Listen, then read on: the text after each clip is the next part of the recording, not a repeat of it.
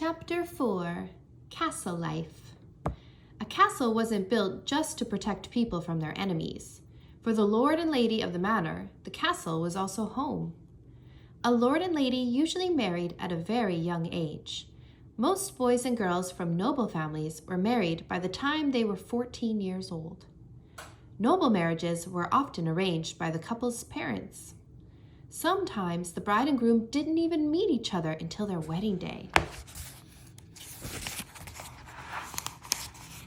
Once they were married, the lord and lady each had many duties. The lord was in charge of the whole manor. He was a general, police chief, and judge all rolled into one. He protected the people who lived on the manor. He also collected taxes from them. He settled arguments and punished criminals. The lady of the manor ran the castle household. She made sure all the servants did their jobs well. She took care of castle business when the lord was away. For fun, lords and ladies often went hunting together. Some also sang and played musical instruments. Many played the game of chess. Many lords and ladies kept falcons for hunting. The building where the falcons lived was called the Mews. The lord and lady's children were usually sent to live in other castles when they were about 7 years old. There, they learned manners and school lessons. It was feared their parents would spoil them if they stayed at home. Hundreds of servants lived in a castle. Their job was to keep the lord and lady as comfortable, safe, and happy as possible. Some servants worked in the kitchen. They roasted meat and baked bread. Other servants washed clothes and swept floors. Special servants helped the lord and lady dress and bathe. It was considered a great honor to be chosen as a personal servant to the lord or lady. Lords and ladies often dressed in very fancy clothes. Ladies almost always wore long dresses. Married women were supposed to keep their hair covered at all times. A lady's headdress could be huge. Lords usually wore hose made of wool and shirts made of linen. They often wore tunics over their shirts. They sometimes wore flappy hats with very long tails. Shoes with pointed toes were also popular. Some shoes were so long and pointed that they were twice as long as the wearer's feet. The lord and lady did not take baths very often. When they did, their servants filled a giant wooden tub with water heated over a fire. They used soap made from ashes and sheep's fat. A tunic is a loose-fitting piece of clothing usually worn over a shirt or blouse.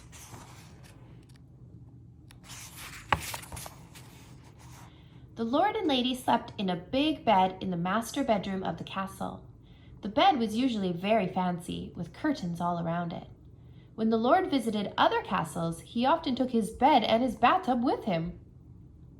Beds were high to keep mice out. The Great Hall. The Great Hall was the biggest room in the castle. It was where the lord settled arguments among the people who lived on the manor. It was where he met with important visitors. It was also where the lord's family, his knights, and his guests ate their meals. At mealtimes, the hall was lit by candles and torches.